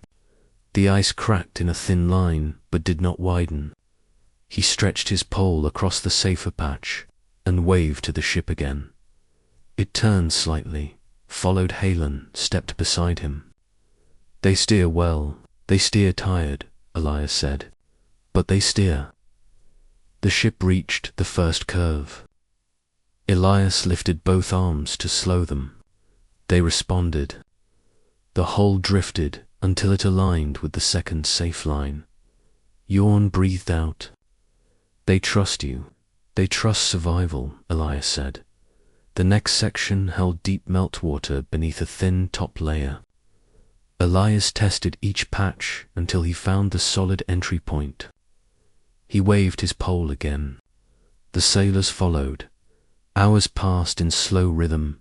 Tap, listen, signal. Move. The villagers stayed silent. The sky warmed to pale silver. Fog lifted further. The broken ice drifted as the tide guided it outward. Then Mara gasped. A figure stepped to the ship's rail near the bow. A young man with dark hair, wrapped in a heavy coat. He raised his hand toward the shore. At first, Elias did not recognize him through fog and distance. But Mara did. She staggered forward, covering her mouth. "It's him," she whispered. "Elias. It's him, her brother." He waved again, weak but steady. Mara dropped to her knees, tears pooling on the boards. Her mother knelt beside her, trembling. Jorn placed a hand on her shoulder but said nothing. Elias watched the young man on deck, his stance shaky, his body thin from travel. But alive, we guide them closer, Elias said. Hope surged through the villagers. Elias stepped again toward the next section of thaw. He tapped the ice. The water moved strong beneath. He found a solid ridge. He signaled. The ship crept forward as it approached the inner harbor. The crew prepared the ropes. 2 sailors staggered to the bow. One carried a thick line. The other held a hook for anchoring. When they reached the edge of the pier, Elias lifted his hand high. Slow, he said. The ship drifted with the tide. Water lapped against soft slush. Ice cracked in small bursts around the bow. When the hull reached the correct angle, Elias signaled again. Through the sailor tossed the rope. Jorn caught it. Elias grabbed the second line and wrapped it around the post. They pulled together, bracing against the weight of the ship. The hull turned slowly into place. Meltwater splashed over the sides. The ship halted, anchored, safe. Mara single quotes, as brother leaned over the rail and waved again. Mara ran toward the pier, though Elias reached out to steady her. Careful, he said. She nodded through tears and waited until the sailors lowered the small ladder from the deck. The young man began his descent, shaky, gripping each rung as if winter tried to claim him even now. When he reached a pier, Mara ran to him. She wrapped her arms around him. He held her with weak strength, burying his face in her shoulder. I thought the ice took you, she cried. I followed the thaw, he whispered. Her mother reached them next. Placing her hand on the back of his head. You returned. I did, he said. Elias stepped back, giving them space. He watched other sailors descend the ladder. Some walked with steady steps. Others leaned on the rail. Villagers came to greet them. The harbor filled with soft voices, relief, disbelief, joy mixed with exhaustion. Jorn walked beside Elias. You did it.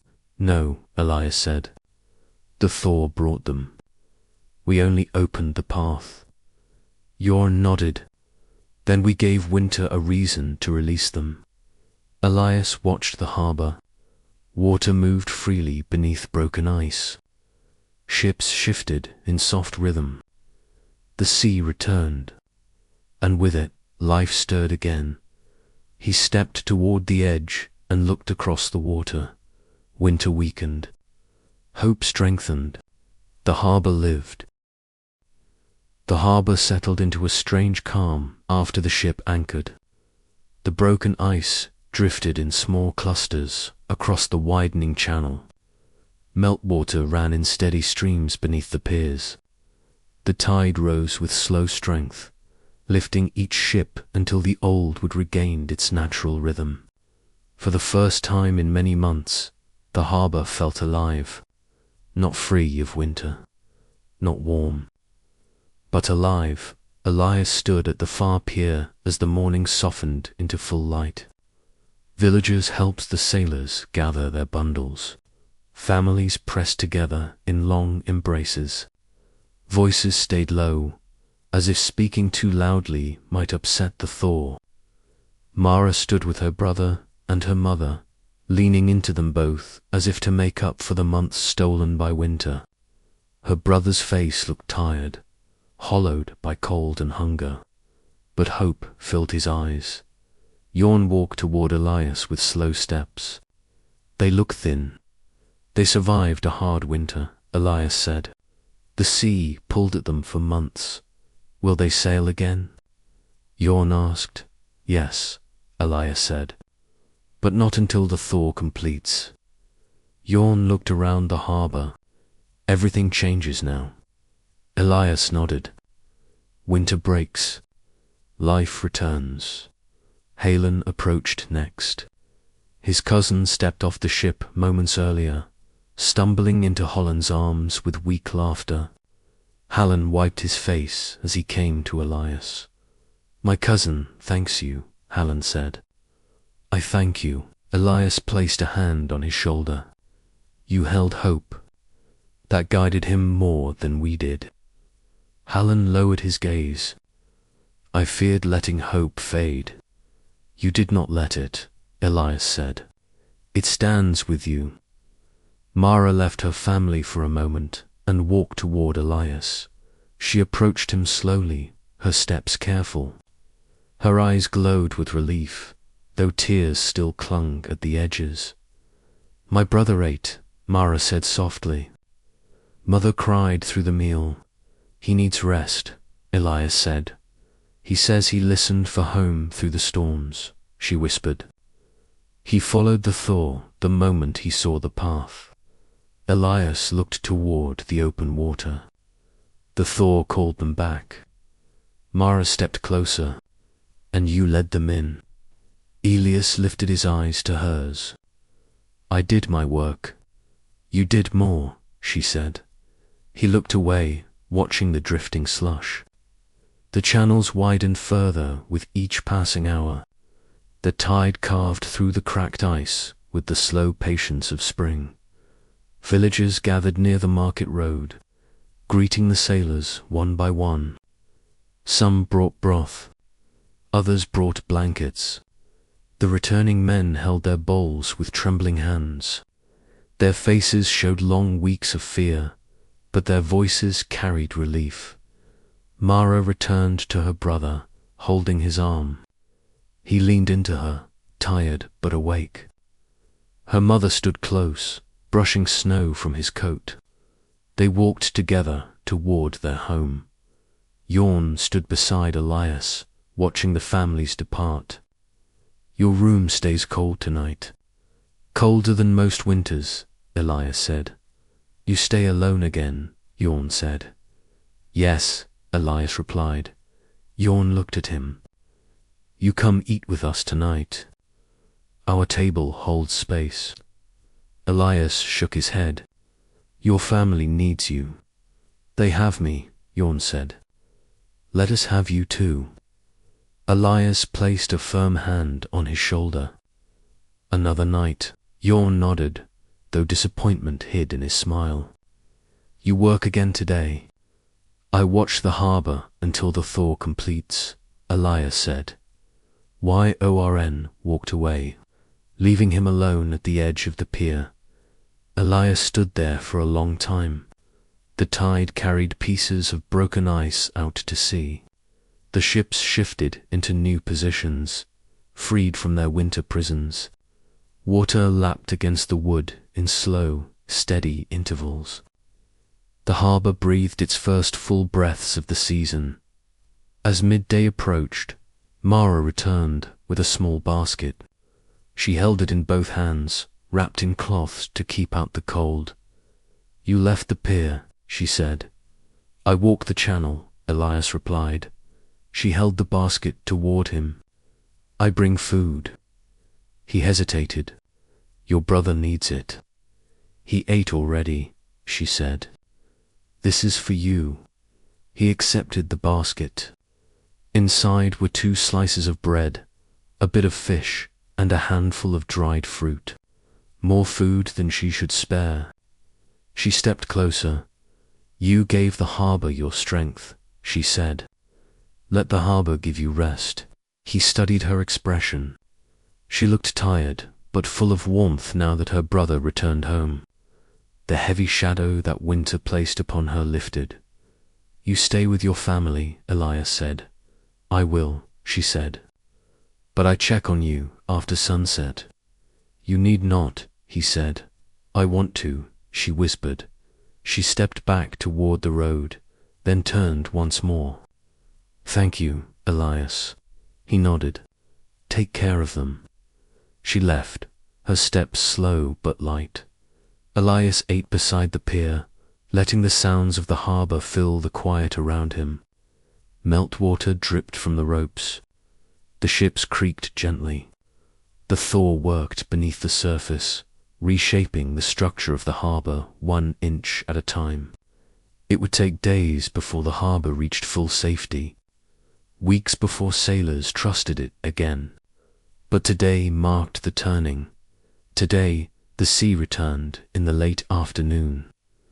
The returning sailors spoke with the villagers about their journey. They talked of storms that lasted days without pause, ice that clung to their hull, nights when the wind screamed so loud they thought no sound from home would survive it. They said they followed floating ice for weeks, knowing it meant they sailed near the coldest waters. When they saw a change in the horizon, a thinning of ice, they realized the thaw opened a narrow path. Home pulled us, one sailor said, and winter tried to keep us, another replied. Elias listened from a distance, learning all he needed. Winter pushed these men past their limits, but they endured, and the harbor opened at the right moment. A moment he waited for through long nights. As the sun sank lower, Elias checked the piers one last time. He tested each beam, each rope. He marked the weak patches of ice. He cleared slush from the paths. When he finished, dusk settled over the harbor. The sky glowed pale violet. Fog thinned to faint threads drifting along the water. Lanterns lit along the village road. The ships swayed with the rising tide. It felt peaceful. Mara returned, as she said she would. She walked up the pier with slow steps, her shawl wrapped around her shoulders. "You worked all day," she said. "Yes, you rest now." Soon she stood beside him, looking out over the water. "He said your name," she whispered. "My brother. He said he looked for you guiding the channel." Elias kept his eyes on the tide. He saw the signals. "That is enough." He said you saved him. Elias shook his head. The sea released him. She turned toward him. "You gave us hope in a winter without sound." He breathed slowly. "Hope survives when winter does not." They stood in silence. Water brushed the pier in small waves. The lanterns flickered in the soft wind. Mara took one slow breath, then stepped closer. "You stay alone tonight?" "Yes," Elias said. "You need not," she whispered. He did not answer. She placed her hand lightly on his arm. "Thank you for giving us our harbor back." He nodded. "Go home. Your family waits." She smiled faintly and stepped away. "Good night, Elias." "Good night," he replied. She walked into the soft glow of lanterns. He watched until she reached the road. Elias turned back to the harbor. Broken ice drifted. Water flowed. The sea moved with quiet certainty. Winter loosened its grip at last. He whispered to the water, "Rest now." "You carried them home." The tide answered with a gentle wave against the pier. Elias left the edge and walked toward his room above the boathouse. He climbed the steps slowly, letting the day settle into his bones. Inside, the stove waited. He lit it with care and sat on the stool, listening to the low crackle of flame. Tonight, the harbor slept, and for the first time all winter, Elias slept without fear.